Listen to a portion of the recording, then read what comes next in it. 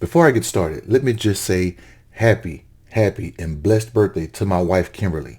Today is her birthday, and I'm so honored to share this with her, and I hope she has a blessed birthday. God bless you and thank you for the many years you've given her, and God, please continue to give my baby more of those years.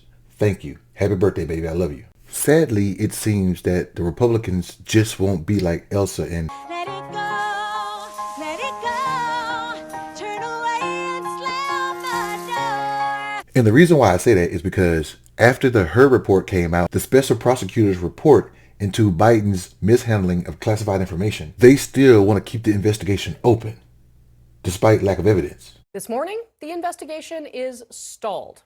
There are not enough votes to successfully impeach the president.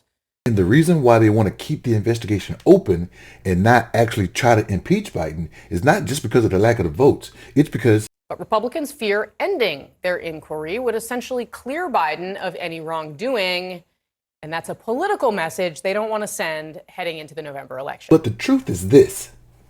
I've got too much invested to just lay down and walk away. I'm in too deep to just roll over and let you have. I've already fought too much to get here and let this kill me now. And even though I'd rather be laying down, if you come over here. Former President Barack Obama, tell them why you think that is. Because they occupy a different reality, it seems. This goes back a long time. They're still mad that they have a resigned president under their watch, Richard Nixon, and the fact that Donald Trump got impeached twice for very legitimate purposes. They want to keep some kind of negativity on Biden going into an election year. That's crazy. A day or two ago, the White House counsel released a statement. White House counsel Ed Siskel declared that the impeachment investigation into President Biden is, quote, over. Biden pretty much told Maga and the House Republicans to get your fucking hands off me. And the White House counsel's job is not to protect President Biden. That's not his lawyer. The White House counsel protects the office of the president. And the reason why he said it was over was because he called out Republicans' failure to produce any evidence that links Biden to any crime, even after they've reportedly collected more than 100,000 pages of records, interviewed dozens of witnesses, and held public hearings. When Biden's White House counsel sent that out to the Speaker of the House, Biden was pretty much like, It's all over. Hallelujah. It's all over. Yeah. and it didn't take long for Maga Mike Johnson, the Speaker of the House, to come out and say, It ain't over.